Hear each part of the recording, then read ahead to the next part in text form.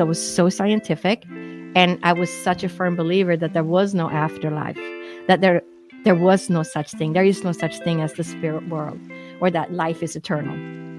So it took me 12 years of writing everything down, any information that I got, writing it down on a piece of paper, telling my kids about things. And after 12 years, I knew that every time a message came through from spirit, I knew it was always true.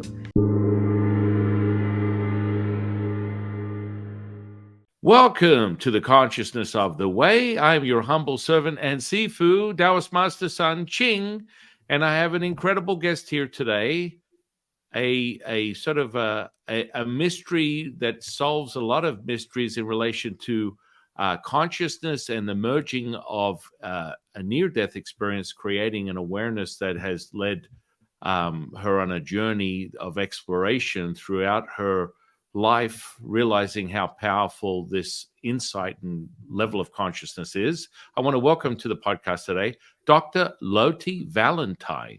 Oh, thank you so much. Good. How are you? I'm great. I'm really great. And I'm even better now with your presence here at the podcast. And I would like to start with just you sharing a little bit more about yourself and your journey and how we got to this point where we're talking today. Yeah, my life is a crazy long journey. And like everybody's life is a long, crazy journey. But I was born and raised in Europe, in the country of Sweden, which is all the way up north by the North Pole, Scandinavia. And I moved to the United States when I was 21 and then majored in business. I went to the business school and majored in management information systems, and then worked as a programmer and systems analyst for IBM. So quite the logical mindset, very scientific approach to life. I was confirmed when I was 14 because in Sweden, I was born 1958. So I grew up in the 1960s. And back then, the church and the state were the same. It wasn't separated yet. So if you were born in Sweden, you were a Lutheran. And if you didn't want to be a Lutheran, then you had to tell the church. And we went to the church to get our passports as children. Oh, so wow. They were the ones that, counted all the people and kept records of everything. So here I am, even though I was confirmed, I did not believe in anything. I thought, you die, it's black, you're gone. That's the end of life. There Right. is no spirit world. There is no God. There is no afterlife. That was my belief. And I was very scientific and materialistic in my worldview. And so then I had 3 kids. And after my third child was born, that's when I had my first near-death experience. And all of a sudden, my life took, a 90-degree turn. And it became, over the years, that I became more and more spiritual because of my near-death experience. So the near-death experience happened in the ER. So my third child was born actually during a 7.4 earthquake. So we headed to the hospital, and I'm in labor on the table. I'm contracting about 3 minutes apart, and a 7.4 earthquake hits. And we were in the eastern part of Anaheim in California. So people who have been to Disneyland, that's in Anaheim. Now, the eastern part of Anaheim borders the desert, and that this particular earthquake was centered in the desert. And that's why, even though it was a stronger quake than like the North Ridge that had a lot of damage, it wasn't that much damage because the epicenter was in the desert. However, the hospital we were at was bordering the desert. It was like the last building, I swear, before the desert. And it was a new hospital, and it was built on rollers. Now, when the earthquake hits, that building, that hospital is going to roll on the rollers back and forth. So I'm on the birthing table, contracting 3 minutes apart. The earthquake hits. And that is one of the moments in my life when I thought I was going to die, which is very different from my near-death experience where I knew I was dying. So, people listening, a lot of people have been in these situations. We're almost in a car accident, and, we thank the spirit world and God or whatever we believe in that we weren't killed that day, right? And we sort of have that life flashing before our eyes. So here I am in the birthing unit. The windows are from floor to ceiling.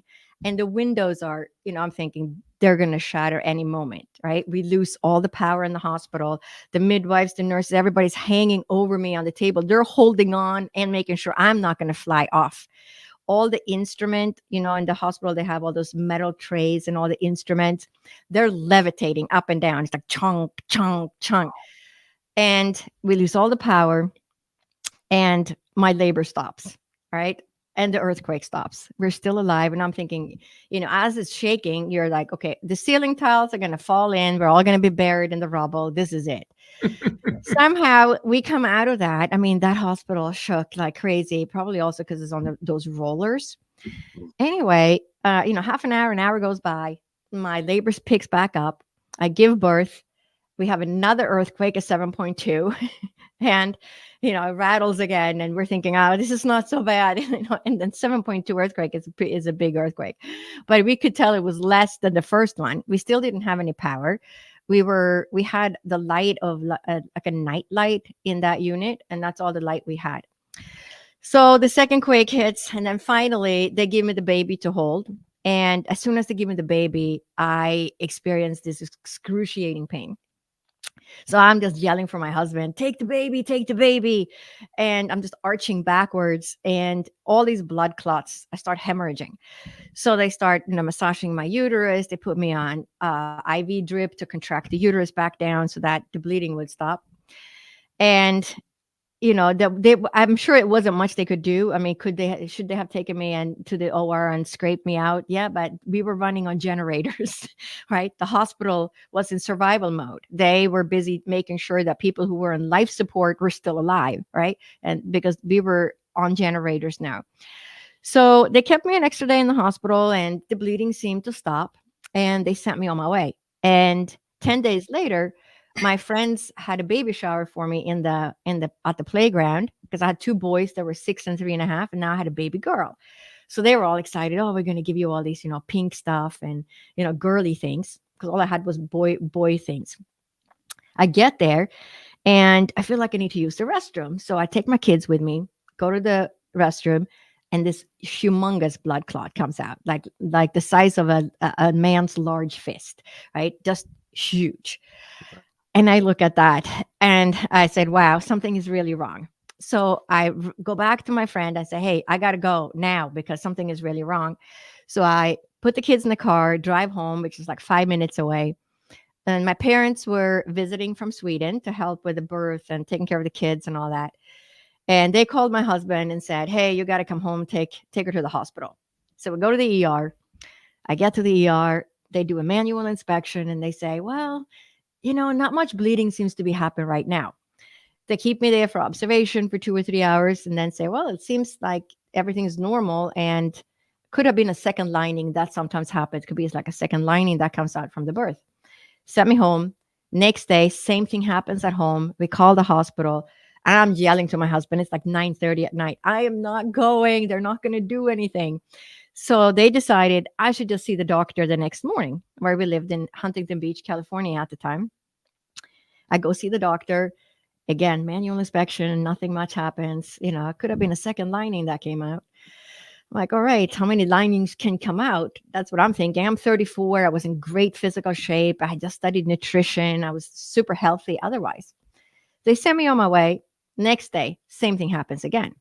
So then we look at each other. Now it's like 4:35 in the afternoon. And we said, okay, well, this is the third day now this is happening. We got to go back to the ER. Something is definitely wrong.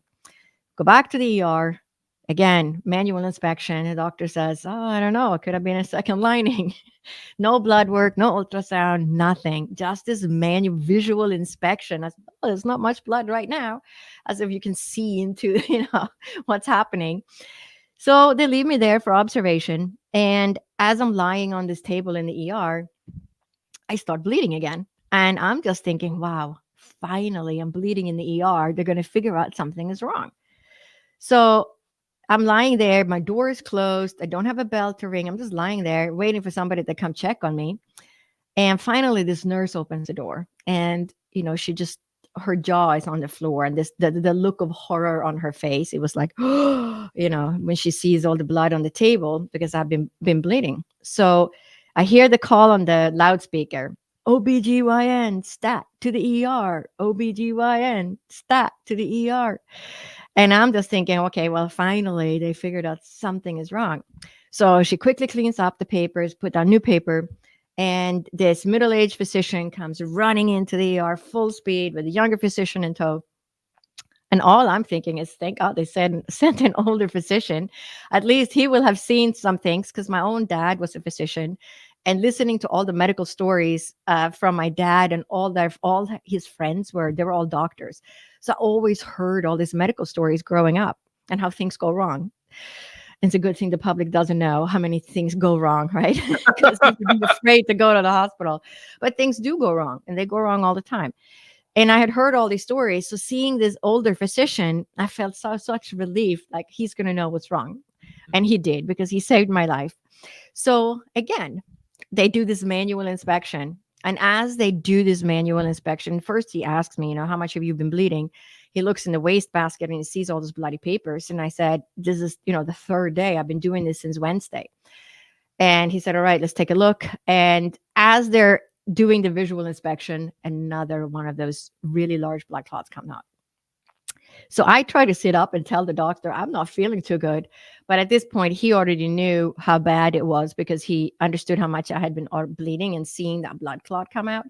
So he just pushes me back down on the table. And at this point, I can't keep my eyes open. So my eyes are closed, but I hear the room filling with staff, right, coming in to the room.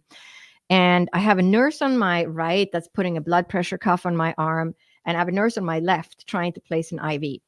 And as I just feel at this point, I just feel like I'm falling. So imagine just jumping out of an airplane, it's this free fall through the air. And it's probably my blood pressure that's plummeting. I just have this sensation of falling. And the nurse on my right, she yells out 50/15, hurry. That's my blood Oh, pressure. So wow. I am crashing. Wow. And all I can think is, what's taking the nurse so long? Why can't she get that IV in? But I'm now entering shock, right? So the veins collapse. So, people who go to the ER today, sometimes they tell me, I don't know why they gave me, an IV. I didn't need an IV. And I'm like, no, no, no. They're going to place an IV because they want access to your vein. If something goes south, now they can just inject the medication. Because once your veins collapse, it's really hard to get into the vein. And you know that even from like older patients, right? You do place an IV on them. We've had to send patients home that go home and drink a quart of water and then come back because you can't get into the IV, into the vein, because they're too dehydrated. So imagine going into shock, right? Your veins are collapsing. So here I am on this table, and as this nurse yells out 50/15, hurry, that's shortly after that moment, I know that I'm dying, which is very different from that experience when I gave birth, when I thought I was going to die. Completely different. I knew I was dying. I was on my way out. And I can feel the separation of my body. I can feel something is separating, like my soul is leaving. So it feels like I'm sticking out, right? My soul is out here now, like a foot outside my body, and it's still inside and it's ready to let go any second and just come out. And so here I am on this table, the atheist that I was at the time, did not believe in anything, and it's just black when you die. What do? I'm thinking, well, if there is a God, maybe, he can save me now. And it's so interesting because we have nothing to pray about at that point.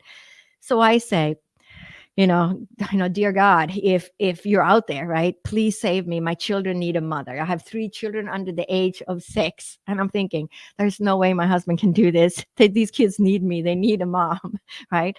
And then, like, shortly after that, it was just in a split second, because that transition from being in your body and being outside your body, I mean, I can't describe it, because you're just not, you're in your body and then you're not, right? It happens so quickly. And people ask me, do you know if you left through the crown chakra or the heart chakra? Who knows? Like, because one second you're there and the next second you are not. And it happens so quickly. So then I am in this state where I'm just floating above my body. And the first near death experience is really short, and it's very different because in my second one, I see the light and all these other things happen. And I always joke that they saved me too quickly. And so I had to have that second experience because it only gave me the partial information I needed. So, but I'm in this state, but in this state, there's also, that you feel that unconditional love and peace, and there's absolutely no pain, and you just exist. But my first thought was, how can I be outside my body and still be me?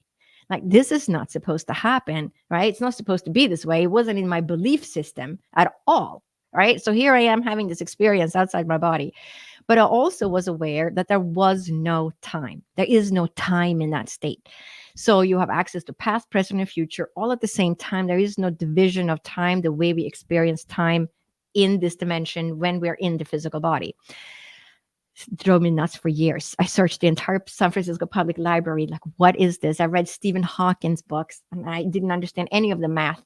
I just skipped the math equations. I'm like, just give me some kind of information that talks about why is there no time on the other side. So anyway, so I'm in this state, probably not for too long, because I didn't leave the room or anything. I was just floating about my body. And then as quickly as I had exited my body, I found myself back in my body. And it's just, imagine a large vacuum hose, or I always joke that it's like Tim Allen in the Santa Claus movie from the 1990s, when he goes through the chimney and he just gets sucked gets sucked through the chimney to deliver his presents. But it's that kind of feeling. You just get sucked back into your body. But again, it's just a transition from being outside to inside, and it's just instantaneous. So I'm in my body, I'm back in my body, and they keep me in the hospital, of course. The first thing the doctor says is, I need to give you a blood transfusion. I try to move my head and look at him, and he just yells at me, don't move. And he was just like injecting all, who knows what to stop the bleeding. And he was afraid any kind of movement was just going to send me back to the other side again. So he said, I had to give you a blood transfusion. And I looked at him and said, do you have to give me a blood transfusion? And he said, do you have religious belief? And I said, no. But everybody that gets a blood transfusion, it was 1992, seems to be getting AIDS. Like 6 years later, they find out they have AIDS, because that was the whole AIDS epidemic. And we didn't know how to check the blood. We didn't know much about it. And he sighed and he said, I'll see what I can do. And he said, you're young and healthy otherwise. And they kept me in the hospital, an extra day. And they said, well, you're making blood quickly, but you're not going to feel too good for a couple of months. And I said, okay, well, that's fine. It's better than getting blood, right? A couple of months instead of getting a transfusion and risking getting AIDS. So that next morning, this nurse came to check on me, and they sent me this Norwegian nurse. They were very kind. They figured maybe I would talk to her. And she said, did you have any unusual experiences yesterday in the ER? And I'm thinking, I had no idea what had happened. What was that? Was that some kind of lack of oxygen? Was it some form of hallucination in my brain? What was that? But it was realer than real, right? But I didn't have any beliefs that could back up that experience. So I'm struggling to understand what that experience was. So I look at the nurse and I say, no, nothing at all. Nothing happened, because I figured if I told her my experience, they would lock me up in the psych ward, and that would be it. I would never see my kids. So I just kept it very silent. And it Well, wasn't it until, wasn't. Yeah, uh-huh. I mean to interrupt Yeah. you, but I mean just that the notation in your mind. I mean, even to this day, I was talking to a channeler just the other day, and his mother took him to the hospital, and they literally gave him psychotic medication to address what it was just an access point of consciousness. And they said, if this continues, we'll admit you to get an evaluation. So Mhm. 30 years ago, I don't think that's unusual at all by any stretch of the imagination. You would have absolutely gone straight Right. there. Right. And so it was very scary to, share the experience in the first place. And then my parents changed their tickets home back to Sweden 2 or 3 times. And then finally, my mother in law came. I think it was September by now. My daughter was born at the end of June. And I just remember being under wool blankets in July in California, my hands and feet being cold, my head just pounding from so little blood, and just sleeping. My mom waking me up and giving me spinach omelets because of the iron content in spinach. And, I have very few memories, because they tell me I slept so much of that time, that first month or two, because there was no blood in my body, just trying to make the blood. So then so then I started here in the spirit world. So I'm lying in the hospital bed the day after my near death experience, and I hear my sister-in-law, and I know she's in the left corner of my ceiling, and she just passed away like 10 days earlier of cancer. And I can hear her say, everything's going to be okay. And I'm like, what is this? Now I think I'm hearing my sister-in-law talking to me. And yesterday I thought I left my body. It was scary because I didn't have a belief system that supported these experiences. And I was, just very confused about the whole situation. What is happening? And then my mother-in-law came after my parents finally went back to Sweden, and she said, did you have some kind of an experience? Because she could tell I was probably just staring at the wall, trying to figure out what was that. And she's the one who explained to me, you had what's called a near death experience. And she went out and she got the book Life After Life by Raymond Moody. And so then after I read that and talking to her, then I understood that I had had some kind of what I called back then like a supernatural experience of some form. And that was obviously more to life than I had thought there was. And then the whole journey of spiritual awakening started, being visited by the spirit world, and my watches stopped, television turned on, VCRs wouldn't turn on. I mean, all the electrical interference that can come with a near death experience. And then I got really sick. So it took me 6 months. I pretty much didn't leave the house. And then we all got sick at Christmas. Everybody got the flu. We all got pneumonia. We didn't have medical insurance that entire year because my husband was a regional manager for like a computer company, and the business got sold. Everybody got laid off from top to bottom. So here he is trying to support the whole family. His wife is sick, 3 young kids. So he just takes the first best job, right, as like a sales rep or sales manager. I can't even remember. And after 3 months, so we're on the wait to get insurance. And then right when we're going to get insurance around, Christmas time, he gets another job offer, better pay, better job. So he says, should I take it? And I said, take the job. I'm still alive. I'm strong, getting stronger. So just take the next job. So this happened. And then again happened 3 months later, got a new job again, March, April, which was a job he then ended up staying with. So we didn't get insurance until July 1st, the year 1993. So we didn't have insurance that whole year. So at that Christmas, when we all got sick, we all get antibiotics, get sent on our way. Everybody gets well except me. I'm still sick. I'm sicker than I was 8 days earlier. I go back to this walking clinic, and the doctors are looking at me like, hey, weren't you just here? And I said, yes. And they said, all right, well, there's something else that's wrong. So they came in, took my blood, did a quick blood test. They come back in the room and they look at me and they say, do you have AIDS or leukemia? And I said, well, I hope neither. And I told them, this is what happened to me. And we didn't do the blood transfusion because of the fear of the AIDS. And they said, well, the reason you're so sick is because you don't have any white blood cells. You have no immune system. And you have to go to the ER right now. You can die if you don't go to the ER. And I'm like, no, I am not going to the ER. Number one, I was traumatized from my own experience in the ER, right? So you get that PTSD of like, you can't trust the doctors. And on top of it, we didn't have medical insurance. So I said, well, if I get worse, I will go. And they sent me on my way with steroids and antibiotics, and they injected me with who knows what. And they kept me there for another 2 hours. I'm lying in this clinic. I was there for hours because they were afraid, I was going to go into shock or something. Anyway, they sent me on my way, and I eventually recovered from that. But then it was May. And so now it's 11 months after my daughter was born, and I'm getting pneumonia again. And we're living in California. People don't get pneumonia in May unless they have an underlying issue, right? It's not the flu season. And I bumped into the baby's changing table, something that would give you a bruise, the sign of a nickel, right? Like a tiny little bruise. I had a bruise that spanned my entire hip area that was purple and red. And so, yes, was something wrong with my blood? Yes, I knew that from growing up in a medical family. But I was getting pneumonia again. So I put the kids in the car, went to a doctor. We were still waiting on insurance. We had 6 weeks to go to get insurance. I get there. He listens to my chest. He sees the bruise, jumps in front of me and says, how'd you get the bruise? And I said, I bumped into the baby's changing table. And he doesn't believe me. He thinks my husband is beating me. So he rips up the t-shirts on my boys and my baby girl to see if they have any bruises. And I said, look, I am telling you the truth. This is what happened to me. So here comes the story again. And he said, all right, He believed me and, gave me all the antibiotics and everything. I said, I'm not going to do the lab work that he was giving me. I said, if I don't get better or if I get worse, I will do the lab work. But I have 6 weeks to go until I get insurance. And if I do the lab work now, it's going to be a pre-existing condition. I'm not going to get insurance.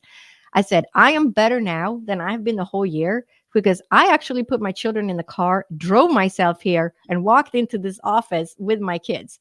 So that's something I couldn't even do 5 or 6 months ago.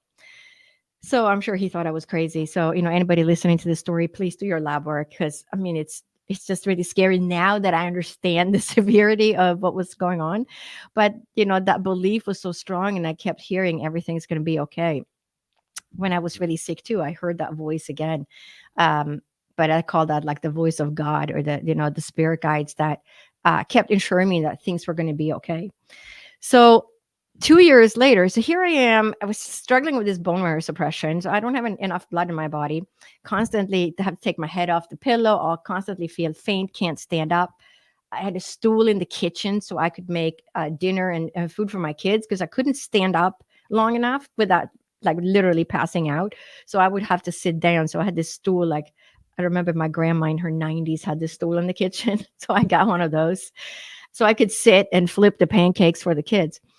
And so 2 years later, I have my second near death experience, but now I'm used to this feeling of, it's probably, I mean, think about it. I don't have enough blood in my body. So I'm kind of teeter-tottering on that line of, are you going to pass out or not? But my soul, Vapor, type of right? like a vapor feeling where you move, then your body moves, type of thing. Yeah, because you feel that like the soul is always leaving. And so I'd be tying the kids' shoes and I could feel my soul coming out of my body. And I would say, no, no, we're not leaving. Just try and hold on to it, put my head down, do everything to not pass out. Um, and that was just my normal existence at that point, right? So this is 2 years later, in the middle of the night, I wake up, which I often did. My head is pounding, take my head off the pillow. And again, it's just this instantaneous split where your soul just, and I'm like, no, we're not leaving. No, we are leaving. Poop, and you're out, right? Because it's just instantaneous. But this second near death experience is so different from the first. And that's why I always joke that I needed the second experience to put me on, to activate my life path because I was still going down in the wrong track. So they had to correct the course. That's how I look at it. So my soul just gets, pulled out of my body. And now it's like I'm tumbling through darkness. Think, Star Wars traveling in a spaceship through space, because it was a feeling of tumbling through space in the darkness. And then I get to what I call the mid station because it was a bouncing station because I didn't get a choice to stay. They sent me back. But there was also an awareness that there were different levels. As if you go into a skyscraper, there's 100 floors in the skyscraper. You push the button on floor 50. You get off at floor 50. You know that there are floors below you. You know there's floors above you. You don't know what's on those floors because you haven't visited those floors, but you know they're there, right? That's the feeling I had. That there were all these levels below me. I don't really know what that is, but there are all these different levels below me, all these different levels above me. And here I am on the 50th floor, and I hear the most beautiful music. Now, the music, I studied music as a child, played the piano, voice lessons, theater kind of kid. And you can't make that music on earth. And I tried. We had a synthesizer at the time with like 200 sounds. I sat at that synthesizer for days. Isn't there any sound that sounds like the music I heard? Because the music was more beautiful than anything I have ever heard with my physical ears in this dimension. So I'm wondering where this music is coming from. So I look to my right and I see a little log cabin, almost like a Swedish sauna. It's just funny to me what we see, but that's what I saw. There's a little log cabin. So I'm thinking the music must be coming from there. And I open the door, I look inside, but it's empty. So I look to my left. I see a mirror image of that log cabin. I open the door, look inside, but it's empty. But then I become aware of this light that's kind of growing light behind me. So I turn around and it's like you're standing in like a fog, a deep fog, or a cloud with a spotlight shining through it, because the light is sort of everywhere at the same time and surrounding you. You are in the light versus being shown the light on you. You are like in the light, you are part of the light. So imagine standing in a fog or cloud with that is all lit up by some form of spotlight. So that light is everywhere, but the music is coming from the light. But the light is the divine source. That is, we come from the light. We return to the light when we die, and we carry that light within us, right? That is whatever you want to call it, God, source, whatever religion you believe in. Um, but that is what we come from. But the music came from the light. But in the light, there is an outline of angels, and the music is coming from the angels. But I don't believe in angels. And I'm completely aware of that because I'm still me. I'm still, when you're outside your body, you're still me. You're still thinking like you're thinking now. So I'm looking at this, I'm experiencing the music, I'm seeing this outline of angels. And my thought is, I don't believe in angels, but the music is coming from the angels, right? So it's this complete awareness that I don't believe in it, but this is my experience still. And then I become aware of two spirit guides. There's one on my right, one like diagonally to the left in front of me. And the one on the right says to the other spirit guide, what is she doing here? She can't be here. She has to go back. And I'm like, no, no, no, wait a second. How can this be? It's been 2 years for me now already trying to figure out what is this? What is this experience? So I said, no, no, no. How can this be? How can I be outside my body and still be me? And the spirit guide to in the front to the left of me says, if I told you, you wouldn't be able to remember it. Right. So there's some kind of, I would say, mechanism of where they get to control what we get to remember in some way. And then it's like I'm standing on the moon looking down on the earth. But around the earth, it looks like a silvery, glittery fishnet. Now, because the fishnets are diamond shaped. And this is, in 1994. So we don't have the internet to say, grid around the earth. That didn't exist. I spent years combing the San Francisco Public Library for anything that could talk about this grid that I had seen. And after a couple of years, I just gave up and I said, I'm probably never going to find out and I'm just going to put it to rest. So I see this grid and I called it the fishnet because I grew up in Sweden and spent my summers on an island without any electricity or running water. And I would row this little rowboat for my grandmother as she laid fishnets in the ocean to catch fish for the family. And when she lifted out this fishnet in the early morning sun, this diamond shapes, and those little droplets on the fishnet would sort of shimmer and glitter as the sunlight hit it. So here I'm seeing something that looks like a fishnet with sparkling spots on it around the earth. And the spirit guide says, everything on earth is connected to each other, but everything on earth is connected up to this grid. And with that knowledge, I got sent back. And then I spent years trying to figure out what is this? What is this net? How does this work? Right. And it wasn't until, a few years ago that all of a sudden, with the quantum physics and learning about Indra's net and how, we're really, it's everything is really holographic and how can we everything, how can we all be connected? Well, we are, right? We are all connected through quantum physics, and in that through that entanglement, and then we are all connected up, right, to the source in the end. So with that information, I got sent back, and it took many years of trusting the spirit world. So for the next 12 years, I started knowing things before they happened. I would see things before they happened. um, the watches stopped, television turned on, all this electrical interference, and then the spirit world starting to visit and hearing, the spirit world come through, uh, loved ones that, part of the family that passed on. And also for 12 years, I was joke, I'm a slow learner because I was so scientific. And I was such a firm believer that there was no afterlife, that there was no such thing. There is no such thing as the spirit world or that life is eternal. So it took me 12 years of writing everything down, any information that I got, writing it down on a piece of paper, telling my kids about things. And after 12 years, I knew that every time a message came through from spirit, I knew it was always true. And so then I learned to trust that. And after 12 years, I was on the computer and I was looking, thinking, okay, the kids are teens now, and it's time to start thinking about going back to work. And I had been home for many years, and it was actually exactly 12 years out. And it's when my watch finally ticked for 12 months. And I said, that's it. I'm healed. Like, I'm over it, most of this electrical interference. And I looked on the internet for anything that had to do with healing because I knew I incarnated to be a healer. And that was always in me ever since I was a little girl. So I come across this naturopathic medicine on the internet, and it says medical school. And I was like, oh, it's a medical school. I can't go to med school. I'm way too old. They're never going to accept me.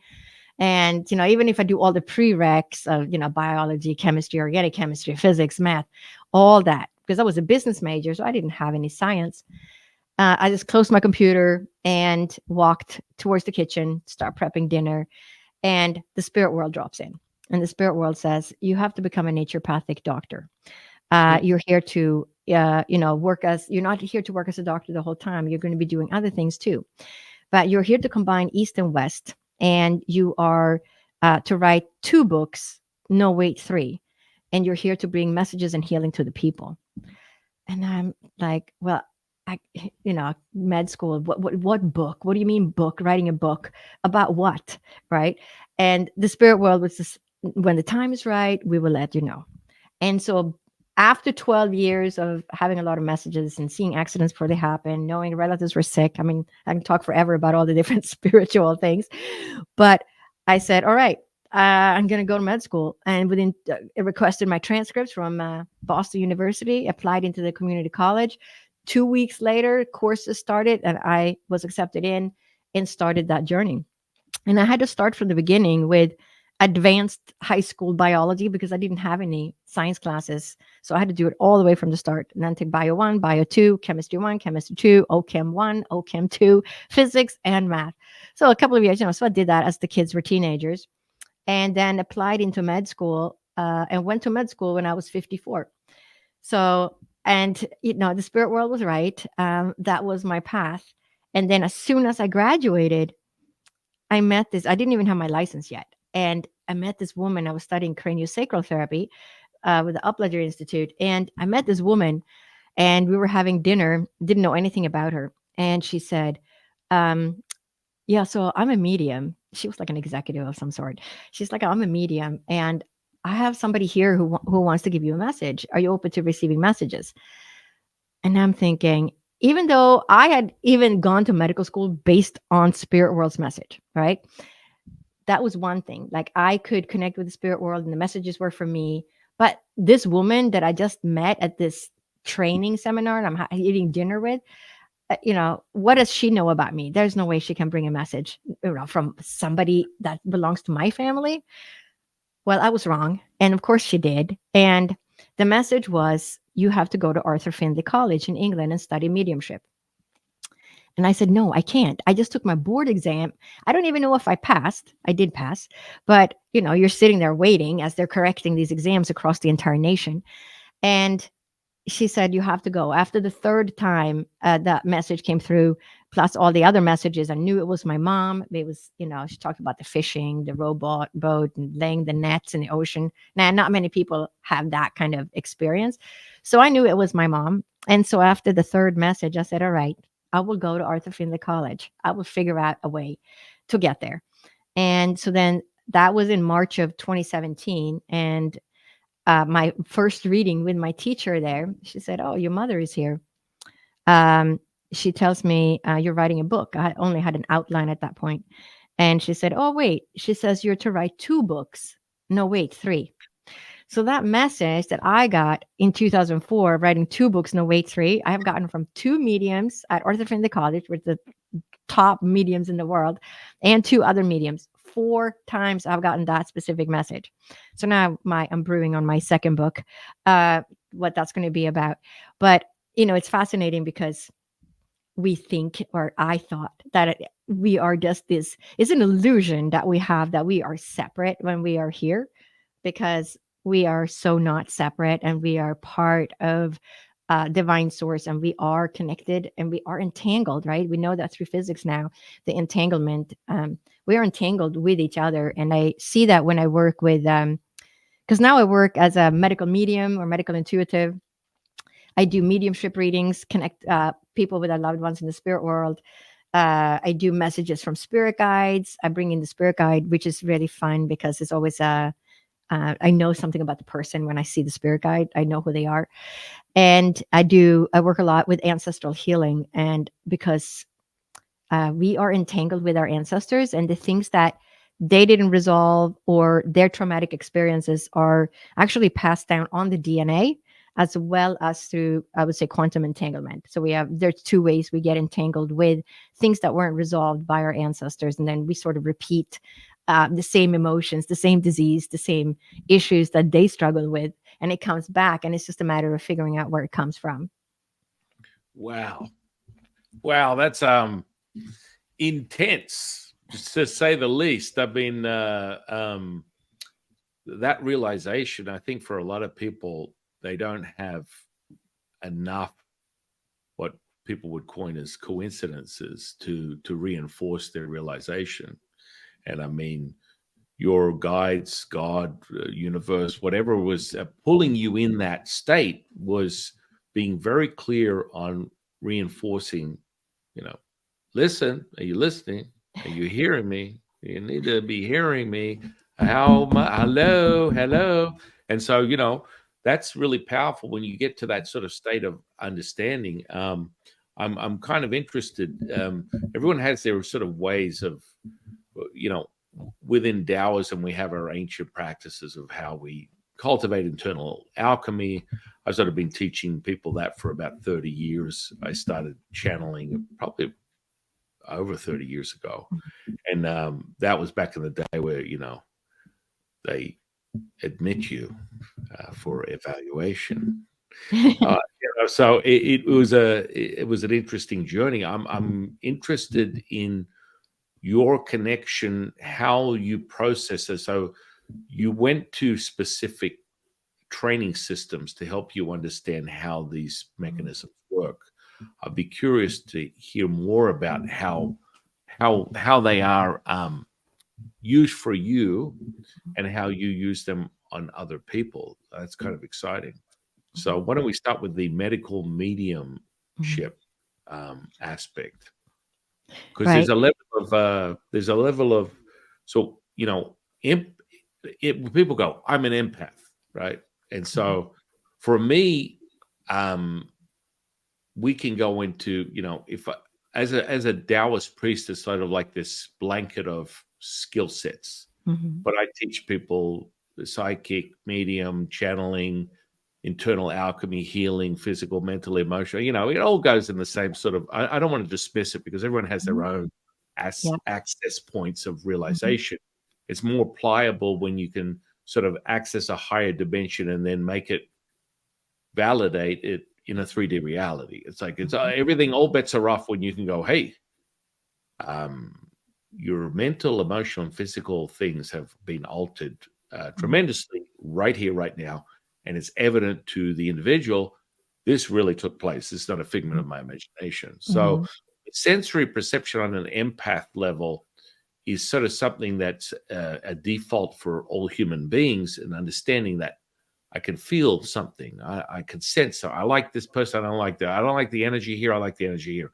And then there's sort of like this layered point of dropping in on the auric field and the electromagnetic transmission from that individual signature that would give you more of an insight, say perhaps on a medical medium sort of like aspect. Now, how I see that before you answer it is sort of like what we coin within many different things, like with I would just define it as a divination, a transmission of frequency that creates that. Now, you might go to a hypnotherapist, a psychologist perspective of what they coin as what they call ideomotor response, that creates this response with a pendulum, tarot cards, Ouija board, all this kind of stuff.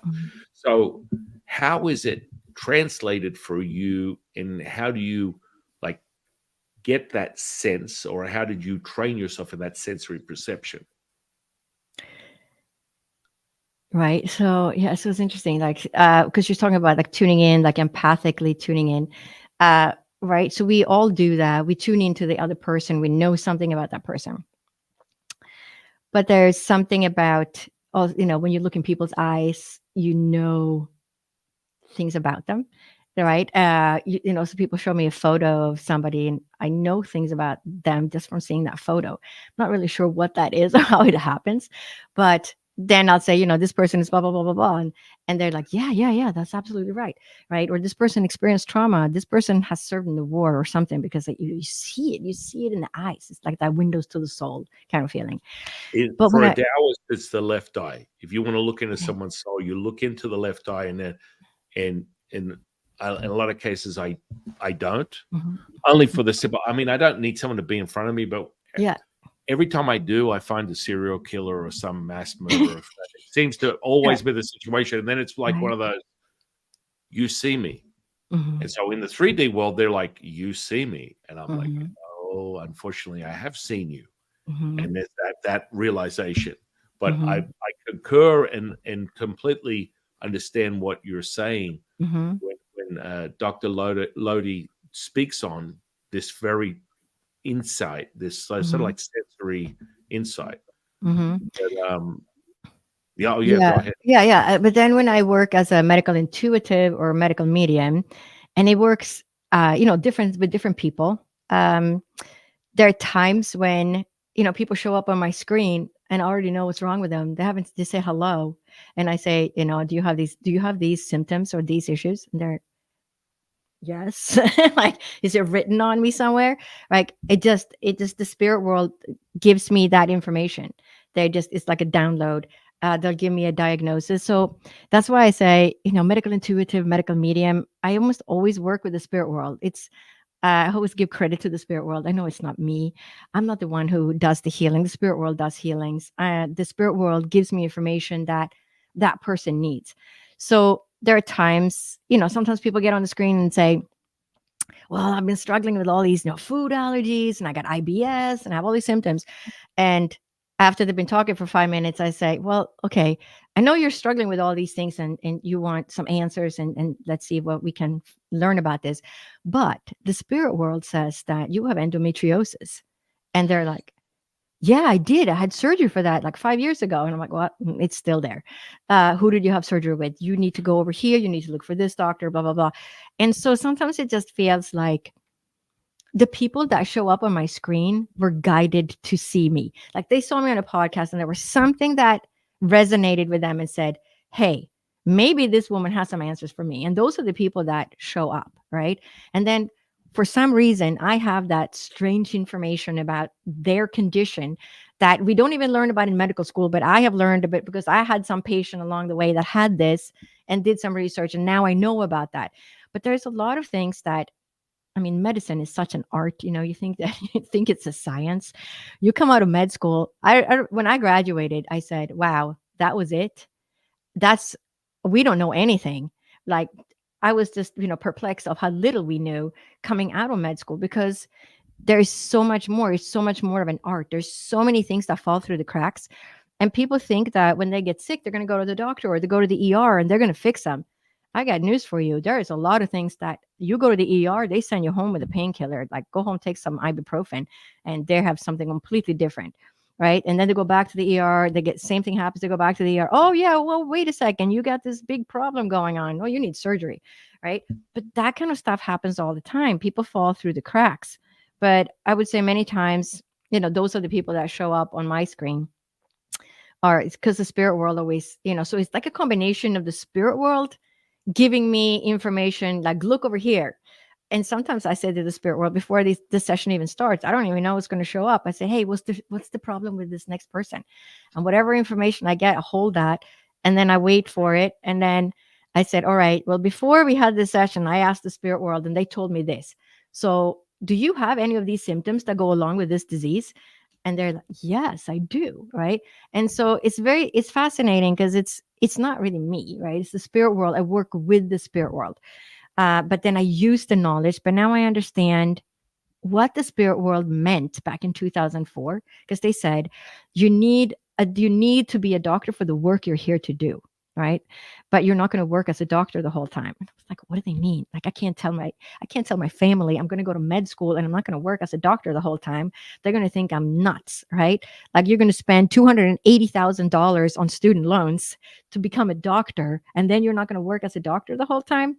Well, now I understand what they meant, because it's that integration of spirituality and medicine, right? And people get gaslighted all the time. People will say, I think this is such a problem with people being spiritual sometimes, because they say, I can heal this. I can heal this. I meditate, I drink carrot juice, I do all these things, I take all these supplements. And I say, well, that's great. However, I wouldn't put all my eggs in one basket. Why not do the conventional treatment too? There is a lot of people that get well from chemotherapy and they live another 40 years. And the people who didn't do it, they die, right? The people that drank the carrot juice. We don't know which ticket you have for this life. Don't put all your eggs in the same basket. Like, use all the tools you have available to create healing. That is going to be right, the physical, the emotional, and the spiritual integrated, because we know from studies, know from Bruce Lipton's experiments growing, muscle cells, bone cells, fat cells in 3 different petri dishes, and they grew different kinds of cells depending on the environment they were in. And we know from Joe Dispenza's book Becoming Superhuman, he talks about all this, that we know that the environment we're in, PTSD, right? PTSD. I'm sorry. I'm just Yeah, having yeah, it's I'm right. All I'm having PTSD when you mentioned Joe Dispenza. I'm sorry. right, right. All these. I hear the echoing, and it's my personality that brings it out, because I hear the echoing of whenever anyone correlates a synchronicity of Mhm, frequency, mhm, because he's such a well-informed master of mhm, the word soup and the inner workings of mhm, neurology, biology, psychology, that he has sort of coined the idea of the coherence of the synchronicities, where you know Braden is confessing that he spent a lot of money mhm. acquiring gurus, monks from the Tibetan hills, and paid them probably in cigarettes and some yak milk to acquire the inner workings of ancient practices that I've teach people Mhm. 30 years in this lifetime, and probably, well, well in excess of 50 or 100 previous lives to this point. So these indigenous ancient Mhm. practices, these rituals, are realized,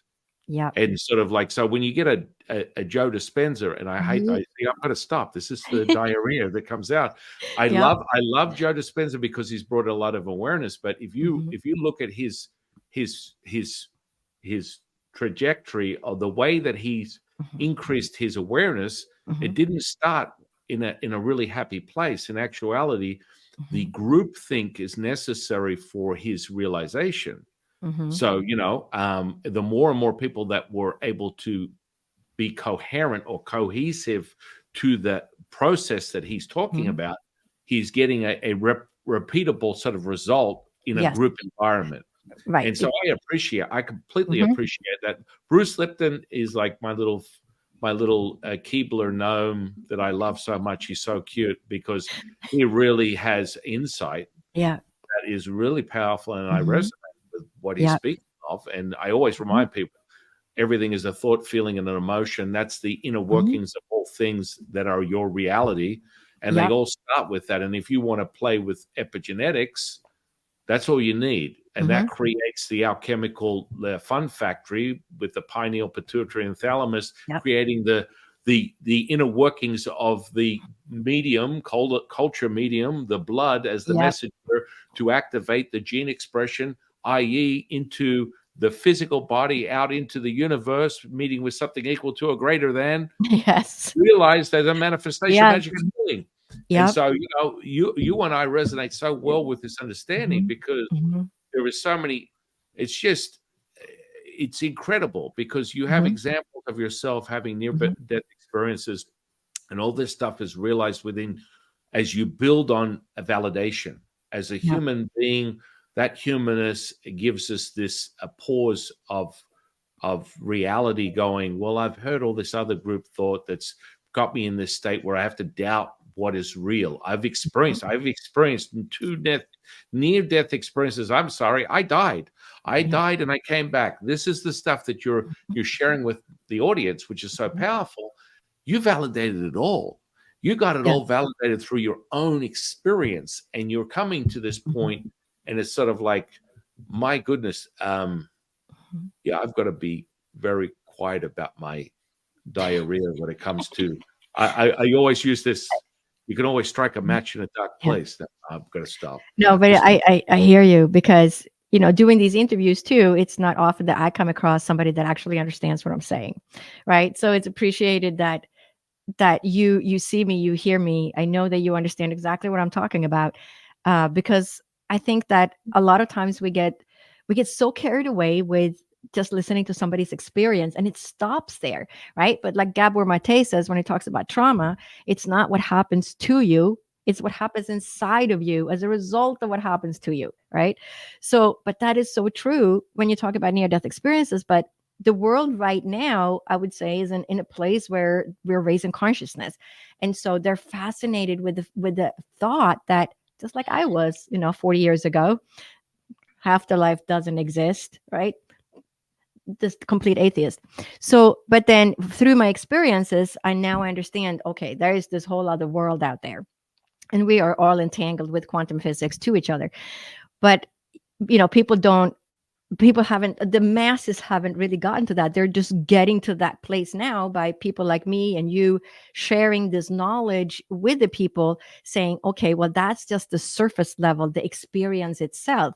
Now what comes from that? What is the understanding that comes from that experience, right? And that's what I'm trying to bring to the people, like, okay, that's just the experience. Now listen to what came from that, right? Well, Because yeah, we all have it inside of us. It's just a matter of tapping into it. it's so profound listening to your very realization, your developmental realization of Mhm. exactly what you're experiencing, because it takes that tangible sort of like experience to have it realized, Mhm. right? Because all of this stuff is conceptual. There's so many people that speak this, a lot of the, and they're well versed, they're well rehearsed at what they're saying, but they haven't experienced this very stuff. Like, for example, OBEs, MBEs, astral projection.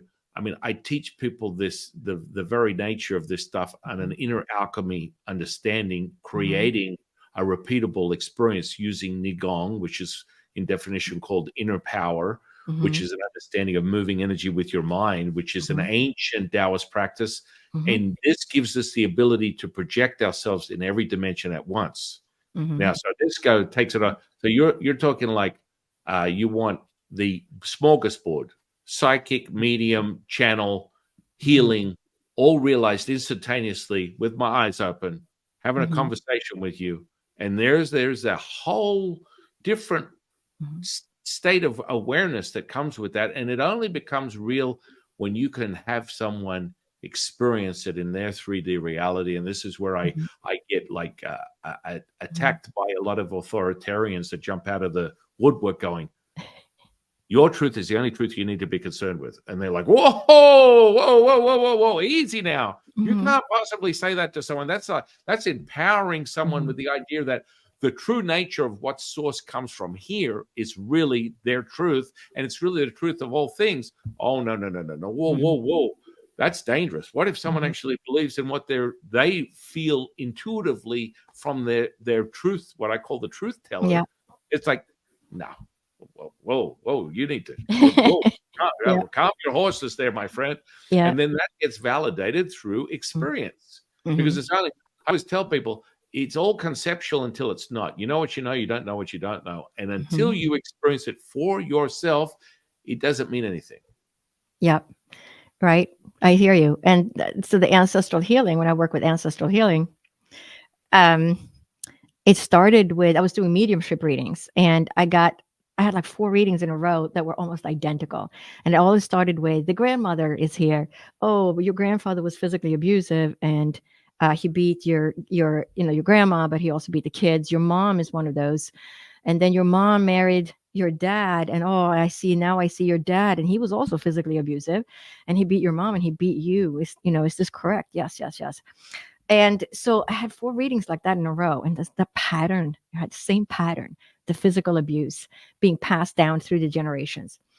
So then that led me to study ancestral healing with Mark Wolin, who wrote the book, It Didn't Start With You. He runs the Constellation Therapy Institute in San Francisco.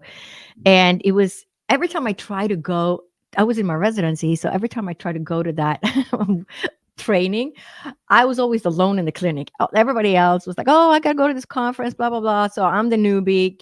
I get to cover, the clinic. So I could never go. And it was during the pandemic. He offered it online for the first time. So here we are, like 200 physicians and counselors from around the world. It was at 17 teaching assistants.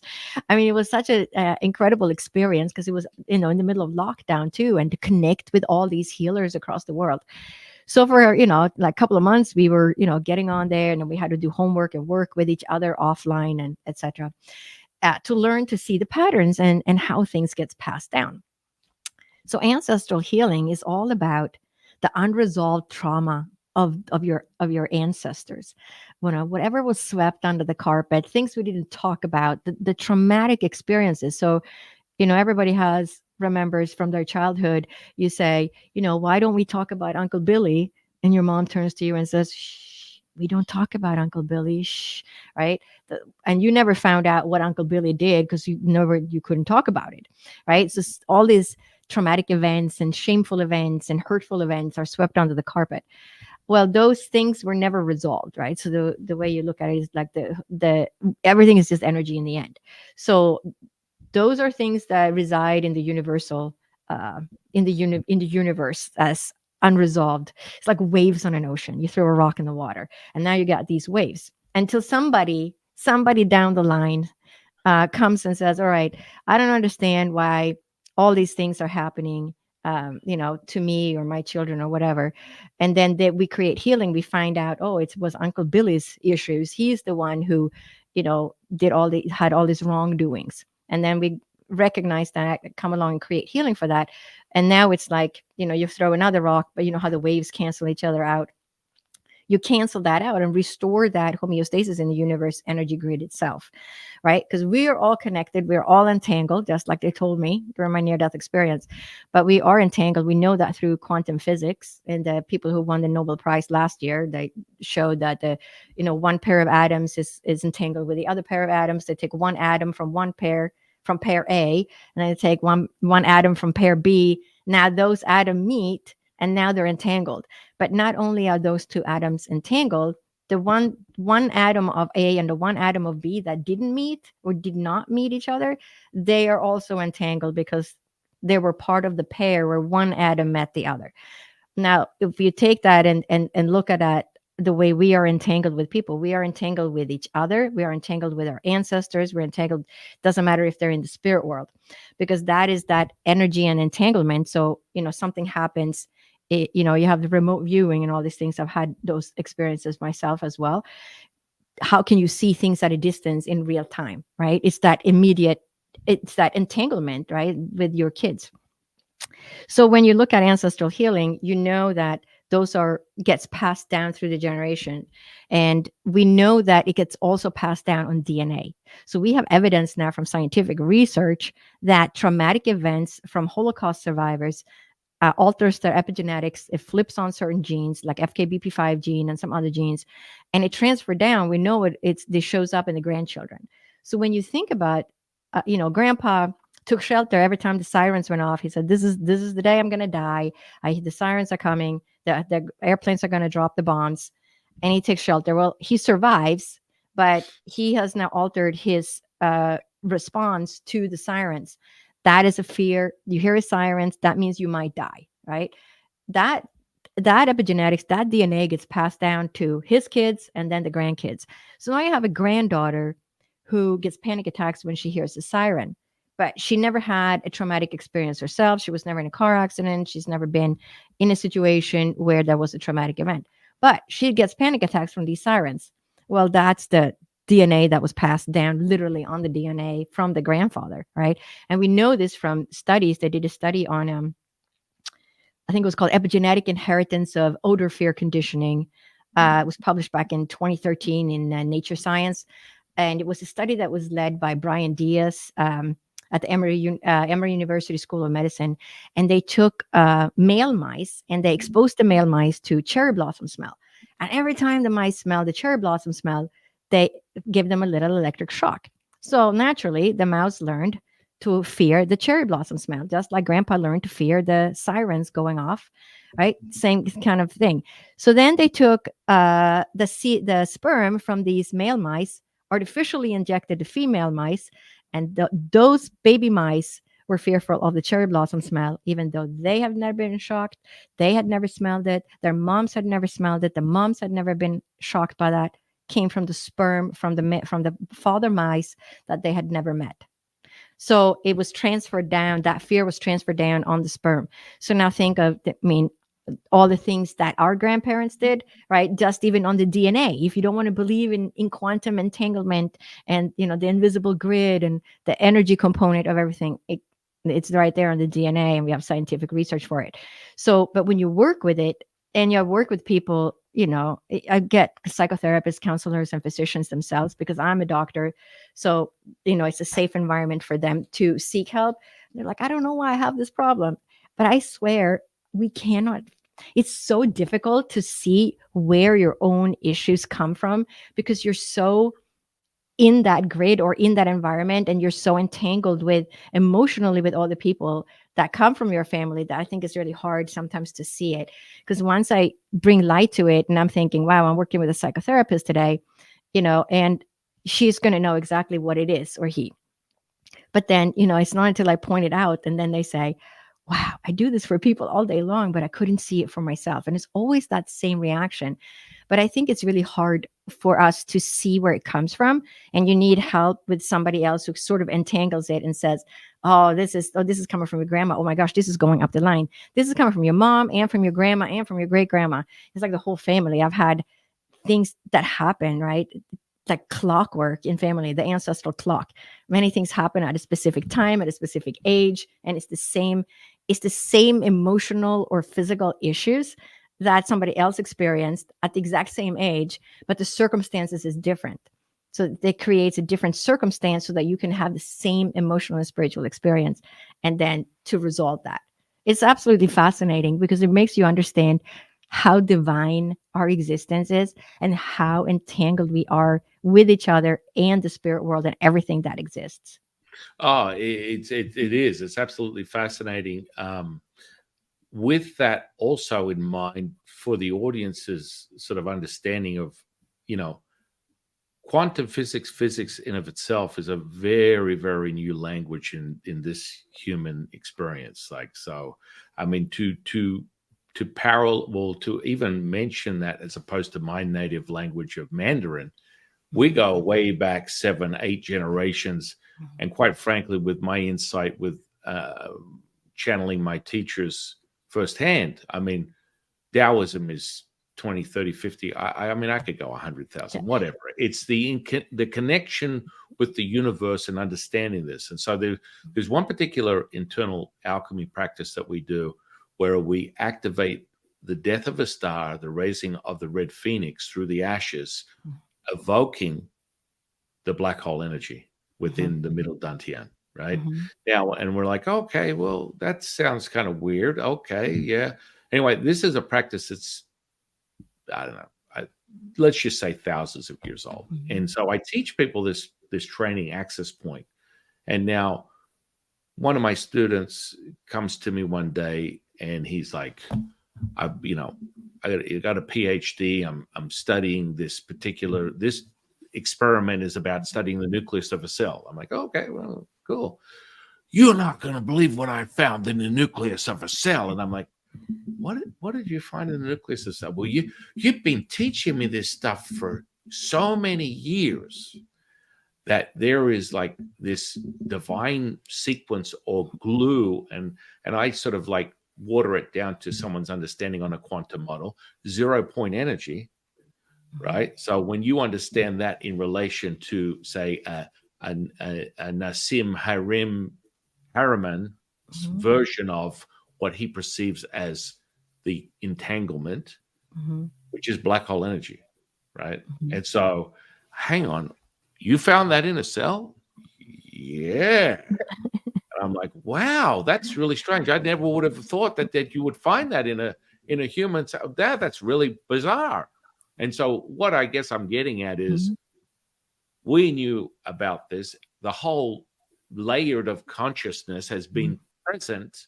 If you tune in, you're going to get that information, and it's going to be really evident in your own general experience. Moreover, just with the understanding of like, DNA patterns, and the understanding of, I always tell people, words, symbols, numbers, letters, they're all integrated deep within your DNA expression. This can have you resonate with certain things, drawn to certain scriptures, repelled from others, drawn to people, repelled from others. But understand that as quickly as that was generated from a past generation, it can be altered instantly to whatever you want it to be. And I'm sure you're the gateway for them to have that realization of how they can alter that, as because I mean, I can walk into a room and my frequency will alter someone's DNA instantly, and you watch it within a duality. So people operate in this duality, and they're like, I really like that guy. And then someone goes, I really hate that guy. Because your frequency gets so high that if someone's operating in this very simplistic sort of human idea of reality, and they're very in that low register of their emotions, they're not going to be so happy when you blast them with a frequency that makes them realize, I'm in my emotions, and now I have to confront that, because I don't understand why I'm just really angry. I don't understand why I'm really depressed. I don't understand why I'm really extremely anxious. So I would ask you, what is the processes when you go through ancestral healing, on how you would sort of like have them come to that realization? For me, we have ancient practices called soul projection, soul retrieval. I take those and I toss them out the window. I go, listen, guess what? Mommy, if you want me to go into why mommy and daddy didn't give you cookies when you were 4, we can go there. We can go deep on it. We can stay there. We can go in the cycle of that. Just like that realization that we're tuning in right now. You get that charge, I get that charge. It's like, yeah, I could sense that. It's like, okay, what is that? What does that really mean in the experience? And it's all valid by one thing. Your truth is the only truth. So it's like, people give me these simulations of, I get outside the third, fourth, fifth dimension, and then I'm in the Akashic records. I'm in the halls of Amente, which seems to be a very popular, and I'm just going to say it personally, from one professional to another, a kind of a psyop, because people are feeding into this same frequency. And then I actually tuned into Thoth the other day, and I got a very nothing short of an ominous prediction of what the purpose of the emerald tablets really were. And I'm like, I had no idea this guy was like a master hypnotist, right? So he tells me that, hey, guess what? The emerald tablets are designed to hypnotize people, so I can access your body, mind, and spirit at will, and dictate how I'm going to control you. I'm like, that sounds absolutely horrible. Whatever you're giving me. And so then I try and validate it, because I'm not familiar with Thoth. And so then I validate it with other peers that are more familiar with Egyptian history, i.e., per se, and he was very also adamant about the separation of him and Hermes, that they are not the same. I'm like, okay, well, news to me. I didn't even know who you were up until 5 minutes ago. And so then you get this sort of like, oh man, where are we getting the validation of this information? And then it goes into, he's hypnotized. I'm like, that sounds pretty bad. Then I start doing a little research on him, and this is the wow factor that we get, right? When we start going, okay, I got information, let me validate it, that this guy was like some grand poobah master of hypnosis. And I'm like, oh, that doesn't sound, well, Why would you want to do that? I mean, that's kind of a little ominous. But moreover, what is your resolve or healing for the ancestral healing, and how would you approach it um, with your mastery and techniques? Mhm. All right. So I studied ancestral healing, which is a form of counseling, but the way I work with it is different because Um, I work with it to recognize the patterns. Is what I was taught. Right. So it's a combination of what I learned in medical school, the counseling classes we have there, and the patterns that you see in ancestral healing, and the patterns that get passed down in families. But the way I work to resolve it is different than like a normal person, I would say, because it has this spiritual component to it. So I think it's important to understand why it is that you're having an issue, right? Why is it that you can't step into your full power? Why is it that you get the promotion, you get passed up all the time at work? Why, people say, I got all the credentials and somebody always gets promoted instead of me. I've been there longer. I have a higher degree. I'm better at everything, right? But they don't get the promotion, right? So it can be almost anything. And where is that coming from? Well, then you start peeling back the onion, by talking about the different family members, the way they, were raised, and all different things. And then once you figure out that where that issue stems from, now you understand it, right? So now you got the light bulb go off. Say, oh my gosh, I never understood that. That's where that comes from, right? And now they know, okay, so this is why I have the struggle. And let's say it comes from mom, right? So mom is the one who gave you this issue of stepping into your power because of, the mom didn't have any self-confidence or whatever. And so now we go and do a healing. So this is what's different. So I do a meditative soul journey healing at the end, where now we know where the problem is coming from. But I close my eyes, the client closes their eyes on the screen, and I take them on a 10 to 15 minute, the last 10 to 15 minutes of this session is Mm. to create healing for the things that we found.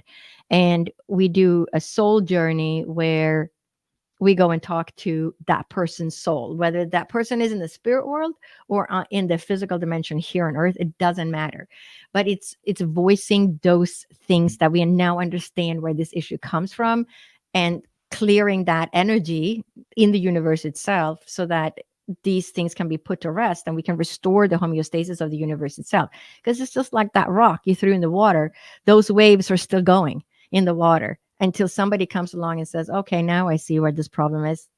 I don't even have to carry this problem anymore. Many times we take on the same issues. So mom also could not get a promotion at work. Mom also was not seen and heard. Mom also struggled with self-confidence, right? And so we merge with that as young children. When you study ancestral healing, the subconscious mind merges into, says, mom, I see you. Then you're 2 years old. I see that you don't have any confidence. I see that you struggle. Dad doesn't see you. He doesn't hear you. Don't worry, mom. I love you so much. I'm going to take some of this and help you carry this through life. And it's subconscious because as young children and infants, we have unconditional love for our caretakers and our parents. And there's all these different ways that different issues arise, right? But we merge in with that. Sometimes we repeat that same. If we merge, we repeat. So if mom had that problem, you're repeating it. But it can also come from rejection. You're rejecting something and then it comes back. It can show up in many different ways. But then you recognize that and say, okay, now I see it. I'm struggling with this because you struggled with this, and I'm just doing the exact same thing you did, mom. Or I'm being beat up by my husband because you were beat up by dad. And now I rejected dad. And then because I rejected him, it comes back into my life so I can create healing for it. And then it's just a matter of, that generation didn't do it. It goes on to the next generation. Same pattern repeats. And it's not until somebody comes along and says, this is wrong. I don't want to do this anymore. I don't understand what's going on. And they create healing. And the fascinating part is I've had clients tell me, I had one client tell me she was like in her 50s or 60s and had a traumatic childhood with different kinds of abuse. And we did one ancestral healing and she could see where things came from. And she's like, wow, I feel so different now.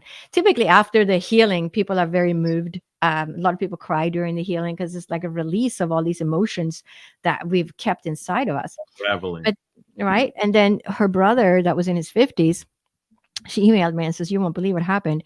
We had a family get together and my brother said, I know you're healing. I don't know what you're doing, but I'm going to start counseling because I can see you're healing. And she said, all I did was have one session of ancestral healing with you because all she needed was just to recognize the pattern. Oh my gosh, this is what it is.